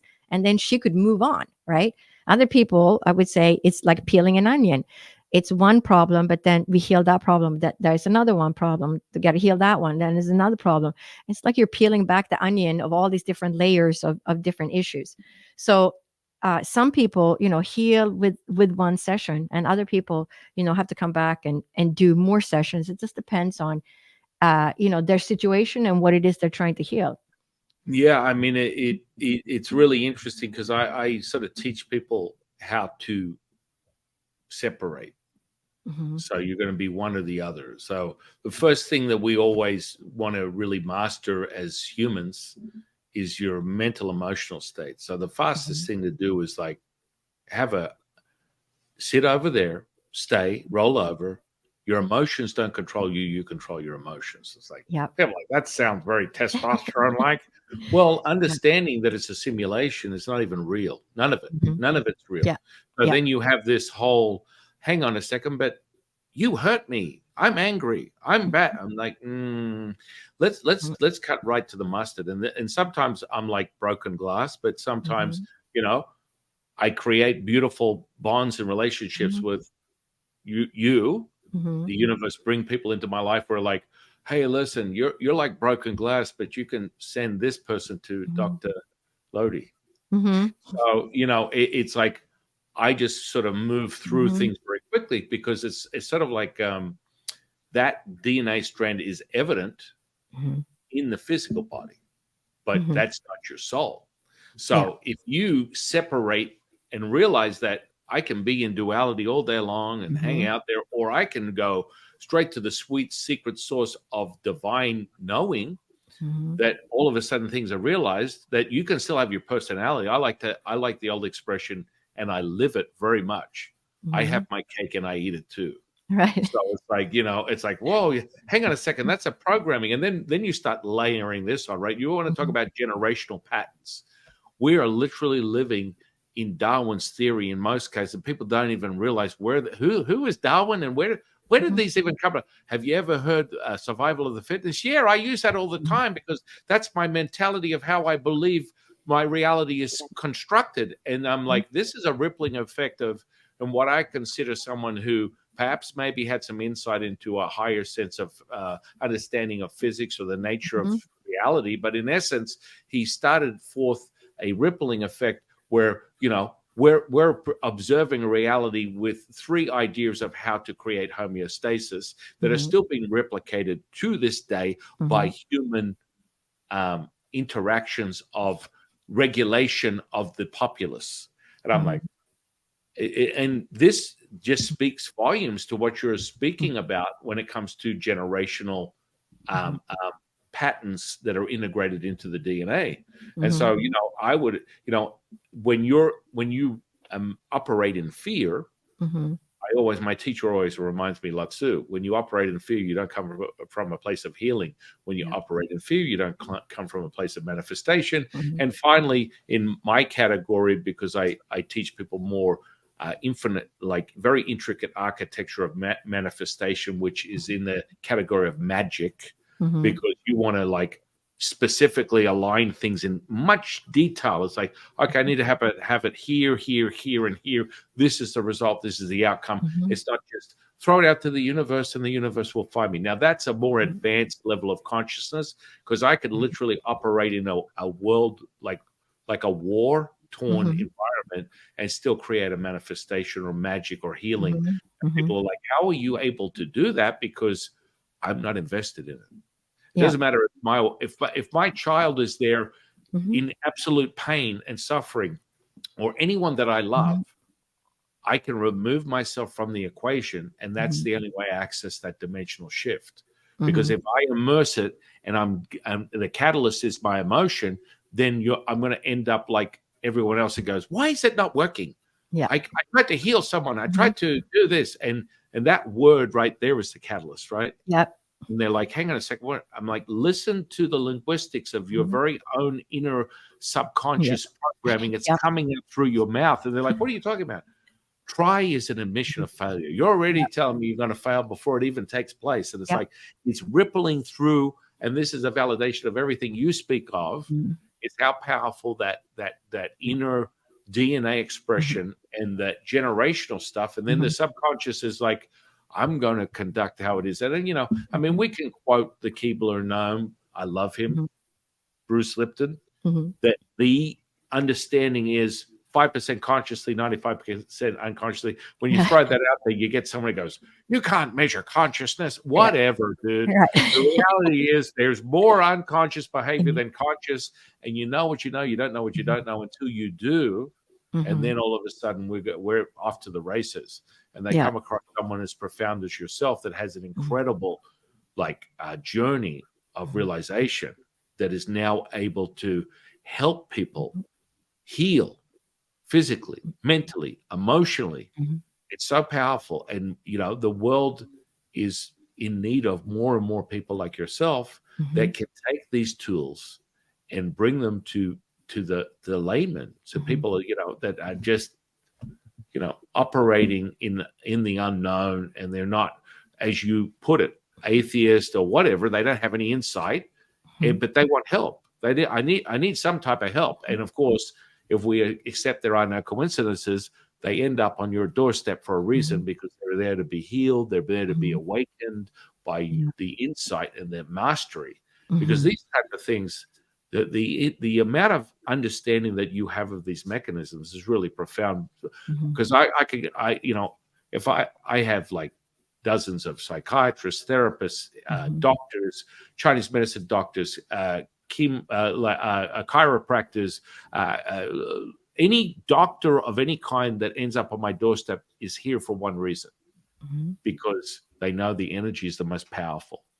Mhm. There's nothing more powerful than that. Yeah. And so, and it all comes down to this. Yeah. So the power of if you tell me that, you know, methamphetamines are good for me, then guess what? If you are strong enough in your Yeah. mind, that could be Mhm. realized. But you have to be at a level of consciousness that Mhm. that supersedes that, and that's a Mhm. separation of it's a Yeah. dissolving of the duality. So within Yes. Taoism, life is like yin and yang, two Mhm. sides of a mountain, and the journey of a Taoist is to Yeah. merge those two and realize it as one.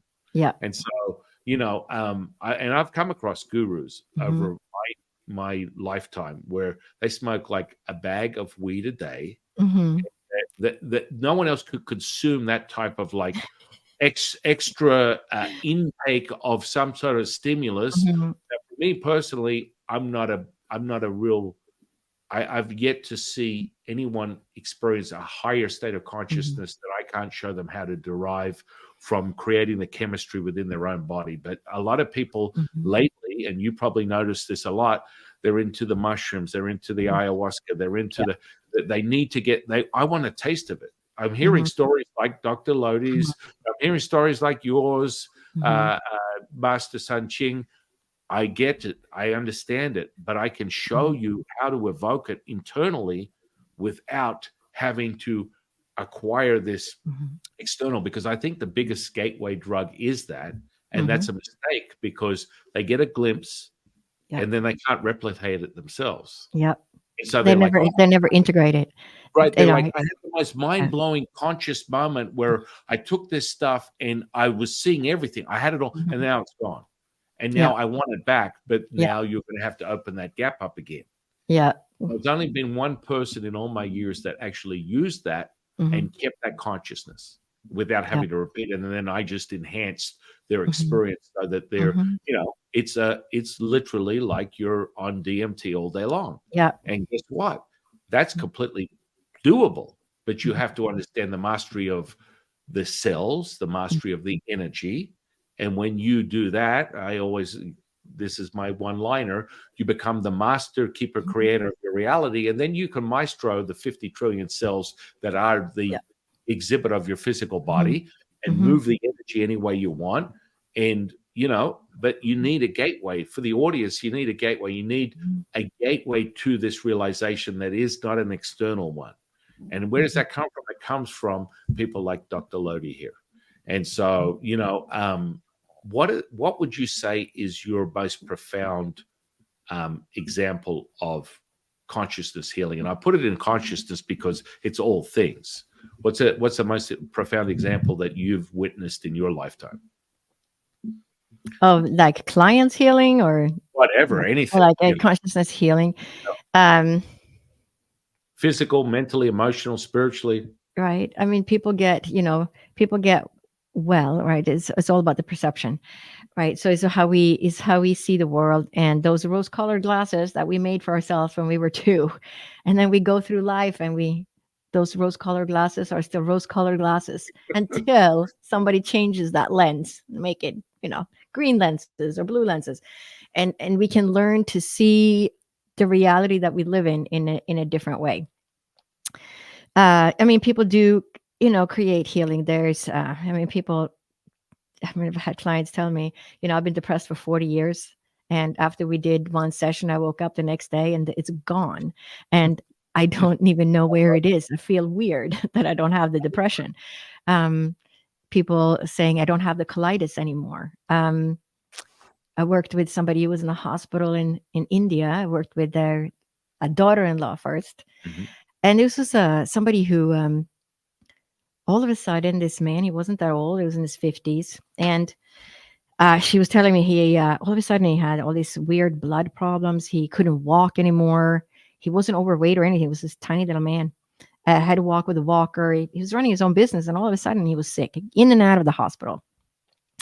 And she said, "I want you to work with him. Can you work with him? I'm going to be visiting them soon." I said, "Sure. Just, set up a session." So they get on screen and they're literally in the hospital room in India. And I got the daughter-in-law, I got the father-in-law in the hospital bed, and his wife. And we did I think we just did a trance healing.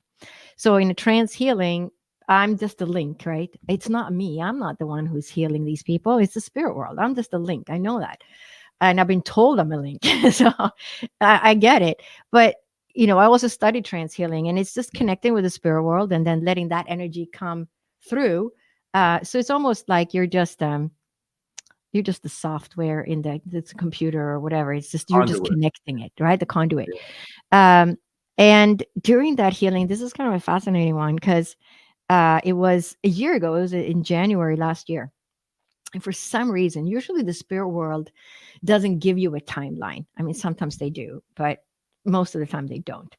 But I got a timeline. As we're doing this healing, I hear the spirit world say, you're going to be well by July 2023. And you're going to be out of the hospital and everything.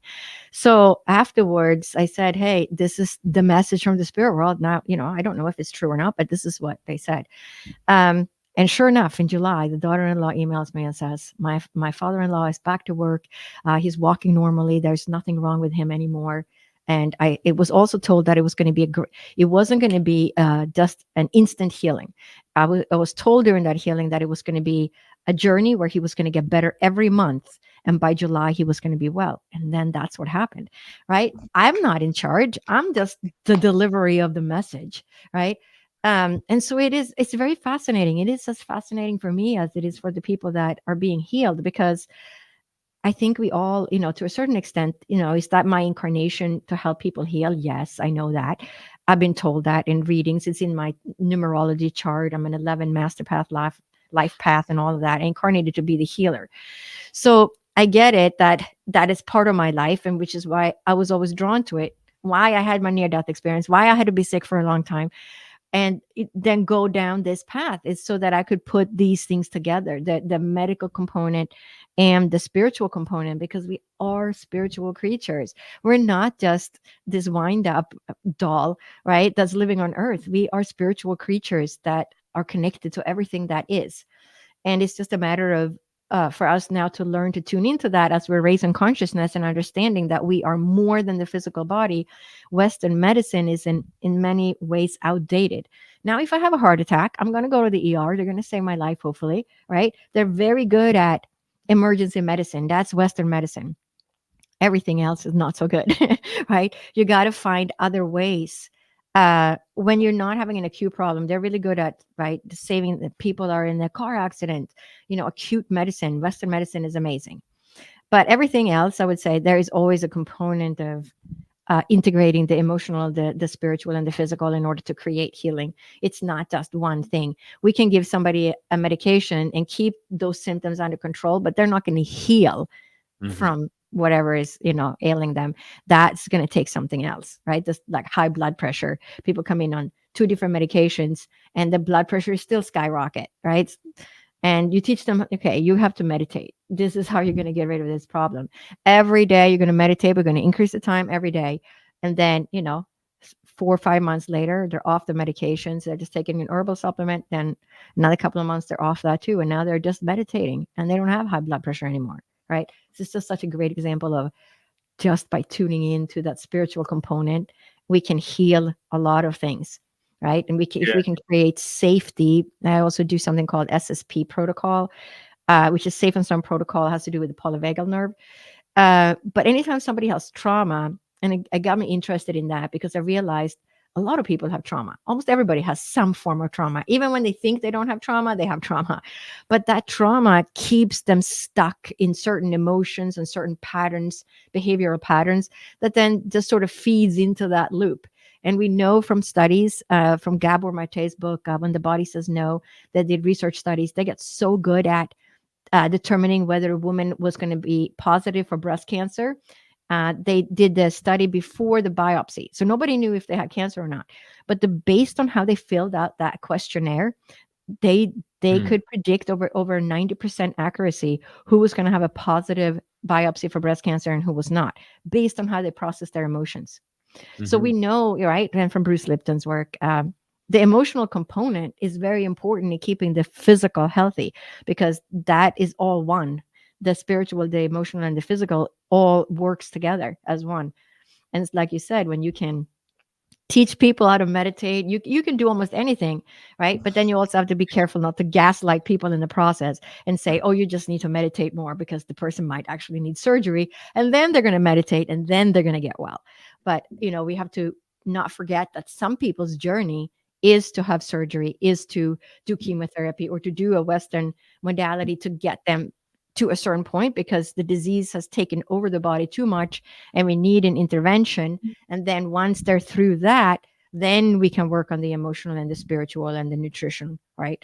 But sometimes people forget that and they get too wrapped up in the spiritual component. They forget that, yeah, sometimes people do need surgery. And the people who don't get the surgery, they actually die. And that's what's so hard about being a physician because you see these spiritual people and then you watch them die because they're refusing medical treatment, right? And so there is a time and place for that as well. And so, people who are listening, use all, don't put all your eggs in one basket. Use all the tools that are available. Well, it really comes down to placebo, nocebo. The reality is, it's whatever you believe in. And that's what I always come across, which is I get two people, same thing. I got cancer, I got cancer. One says, I'm going to beat it. The other person says, I'm going to beat it. And one person is alive in 6 months, the other person is not. What's the difference? One person believed it. And that comes in the core of the true nature of who they are. Mhm. It's Mhm. like that deep seated understanding is all it takes for realization. Mhm. Yet, when you're in that state, Mhm. if you're in a duality, I would always suggest that you go seek some extra advice on what you want to do Mhm. because that inner fear is going to be the seed of your destruction. Yep. And so, being fearless is a Mhm. whole different ball game. And then, of Yes. course, you express yourself, and the emotional state is completely different. Mhm. But if you're operating from the Mhm. duality standpoint, and Yeah. you have a roller coaster of emotions, Mhm. I would just go back to the basics of what can I do on Yeah. the medical forefront that can sort of circumvent to a certain degree what's taking place in my physical body. But ultimately, I would the only thing I would disagree with you on is the spiritual is the most highest. That's the most Yes. powerful, but you But have to be 100% conscious to that. mhm. So if you're Yes, not and some people 100% aren't, conscious, right? and I mean, and They don't that's the have the consciousness. They don't. right. this the subconscious mind says doubts that they're going to get well. Now, I totally hear you, because what is that component that it creates that switch and you get well right away, right? And we know, like from stories like Anita Mojani, who had lymphoma and then she had a near-death experience, and 2 weeks later, all these, lemon-sized tumors were gone, right? Because she had a near-death experience and she was told to go back and live fearlessly, and the cancer just disappeared, right? And so we hear about all these stories all the time. What's the difference? She was given that key to that trust, that inner knowledge that you're talking about. Yeah, Everybody I'm with can't do it, right? So they meditate, they do everything, but they can't get there because it's the subconscious mind has blocks, which could also be related to the ancestral component of that. And so those people that are not getting better, right, they have to go in a different route. Because they have it's an inability of them to truly believe that they can heal, just like you said, and they have to go in a different route and use. That's why I say don't put all your eggs in one basket, because everybody doesn't have the ability to get to that knowing of that they are and truly in charge. I mean, it's a brainwave state, right? Yeah. So, I mean, if you truly want to access 100% Mhm. conscious, that's a gamma brainwave state. And so, you know, it just so happens I have a solution for that. I created an app. There you go. And what it does is you hit play, and you will experience. It doesn't matter whether you're John Smith, you're Gandhi. I don't care who you are. You will receive what is equivalent to 5 pina coladas, a full body massage, and 5 days in the Bahamas, like that. And when I measure the EEGs on anyone that's exposed to this, it ends in a gamma brainwave. Mhm. And so I operate in gamma brainwaves between 100 and 200 hertz. Now, up until just recently, that was not even measured possibly within the scientific community as being possible, that only 2% of the population could actually access that brainwave. Mhm. Whereas once you access it, and what I use is a visual and audible experience, creating a kinesthetic charge that validates your home, not Mhm. your little processes of I'm all left brain, I'm compartmentalizing. The feeling is the knowing of that realization.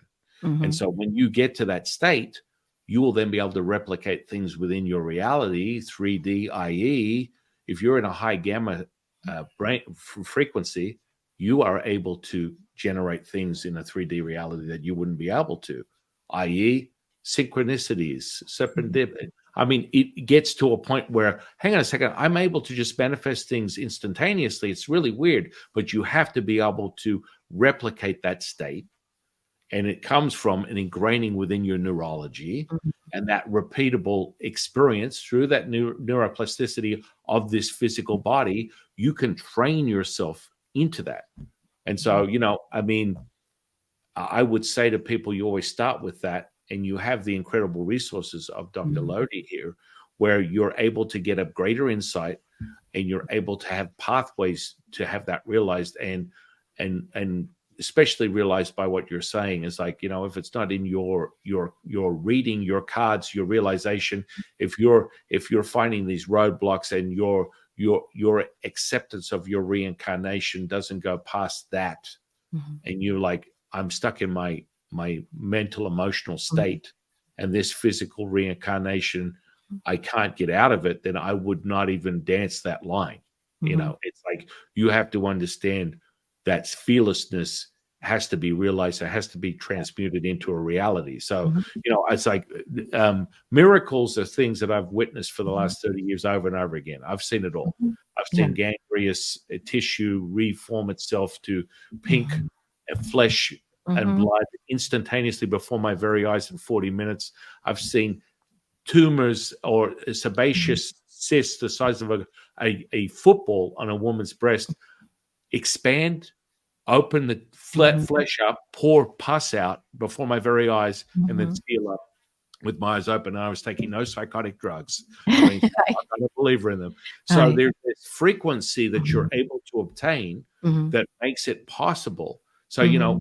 I put zero limitation on Mhm. anything, the possibility of it. Yeah. Whether you want to just manifest Mhm. $1 million in your bank account, or Yeah. you want to resonate at the Yeah. highest consciousness, Mhm.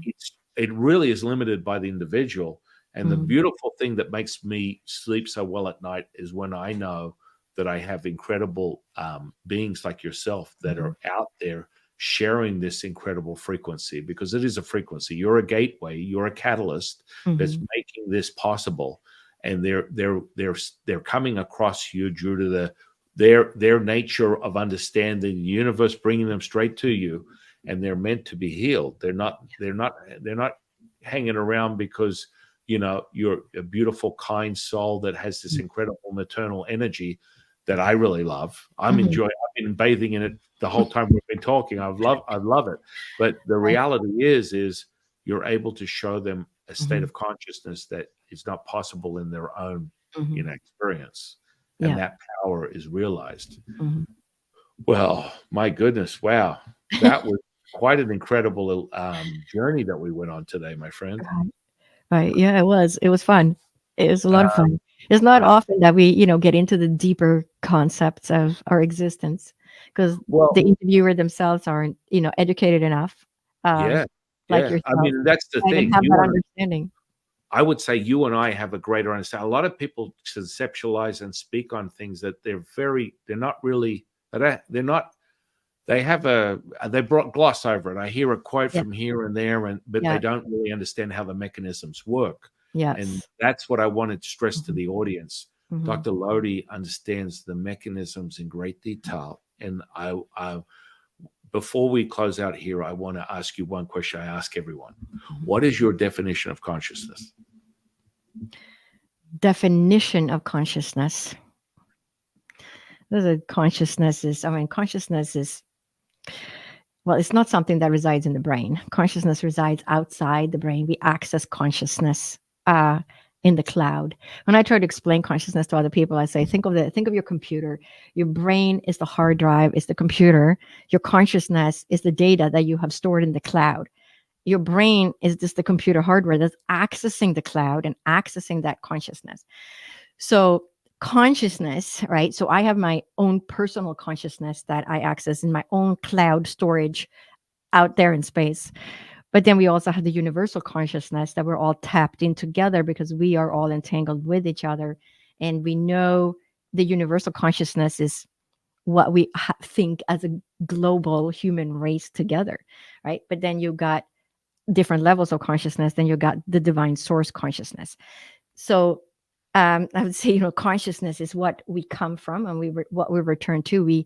We are beings here on Earth to have a human experience by living under the illusion that we are separate from the greater consciousness, which is the divine source.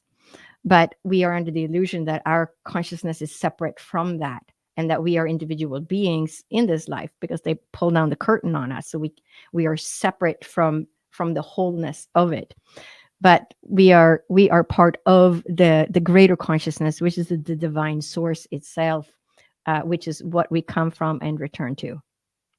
That was beautiful. That was very, very clear, very, very concise and clear. I will also add to the audience that I will ask the question. So, what is going on with Dr. Lotte today? What are you offering the world of spirituality and consciousness? What's happening with you today, and what can you share with the audience? So, I'm going to put all your socials under this podcast so they know where to find you. And I know a lot of people are going to resonate with your message, so I'm very excited for that. You're right. So to learn more about me, just go to my website, which is drlotte.com, drlotte.com. And, I offer a lot of different types of sessions: medical intuitive, medical medium, messages from your spirit guides, which is a good one if you are kind of wondering, what am I going? Am I on the right path? What am I here to do? And we connect with your main spirit guide, and that main spirit guide is you're kind of a reflection of the main spirit guide, because your spirit guide is the person that helps you on your main path, your main journey in this life. And then I do ancestral healing sessions. So anytime we have issues, we don't know why things are happening in our life, that's a good session. A wholehearted session is a session that you have a little bit of everything going on, maybe a few questions about medical, maybe a few questions about why am I here, kind of thing. So I do a lot of different sessions, and then ancestral healing. I do mediumship readings, connecting with people in the spirit world. Loved ones that have passed on, or people that maybe were not so loved, and we want resolution. Creating healing for that. Also do some soul card readings. Sometimes people say I have a problem in my relationship, and I don't know which foot to stand on. If I ask the spirit world, they're not gonna tell me, because they're not gonna interfere with our free will, because we are here to have our own little human experience. But the cards are a good solution for that, which is why I offer card readings. And they're always really interesting, because we typically have time to do like 3 readings in that 20 to 30 minutes. And what comes through, the cards always repeat. So it doesn't matter how much I shuffle, the cards come back, and it's always in the same spot. Even if we do a completely different layout, that card comes back. And it really gives a good indication of what the spirit world is trying to get through, but it's through the cards. So they're not really telling me, right? Or it's the Yeah. cards. It's just the cards. But that's really fascinating, because I find that that cards just repeat. And if you're stuck in a situation, those cards are going to keep coming back. It doesn't matter how hard you try. It's just in the spiritual nature of our existence. So there's lots of different sessions, and you just learn more about it by going to my website. My book is called Med School After Menopause: The Journey on My Soul. And the title was given to me by the spirit world, because I went to medical school after I entered menopause. And people think of, oh my gosh, I'm entering menopause, my life is over. I'm like, I got news for you. The way the world is going, you have to count on being 100. You weren't even an adult until you were 21. So when you're 50 something, you've lived less than half of your adult life. So think about, that it's the investment of getting a master's degree. That's only 2 years. Med school is only 4 years. It doesn't take, depending on how much prereqs you have to do. But the book is about encouraging people to transform their life and know that it's never too late to change your path. You can run 2 parallel tracks at the same time, right? You go to school part-time in the evening while you're still working and paying your bills. And then teaching people how to become more spiritual. So sharing a lot of the different spiritual experiences that I had, and how we learn to trust those spiritual experiences, so that we can learn to trust our own intuition and know that it's not a deja vu, and that there is a greater divine source of our life. And so the whole book is about that, and it has little messages at the end of each chapter to help people integrate that easily into their life. But it's a fun book. It also has my most embarrassing moment in my life in it, and being on an airplane that dropped out of the sky, which was it's one of those like airplane disaster movies, when everything flies through the cabin. I was on one of those flights. So lots of fun stories in the book as well. So, and you can find that on Amazon and on many different online platforms. It comes in on Audible, Kindle, and paperback. Well, this has been a real pleasure, my friend, and I'm very grateful to the universe for bringing you into my life, and new friend, new bond, new relationship, new experience, another raising of consciousness, and I can't be more grateful. I want to thank you again for sharing your time with us today and all your insight and mastery, and it's really going to help my audience and inform them to get a greater understanding and nature of reality by using the tools that you offer. So thank you. Yeah. Thank you so much for having me. My pleasure. My pleasure. And in closing, I am your humble servant and Sifu, Taoist Master San Ching, and I'll see you on the next one, guys.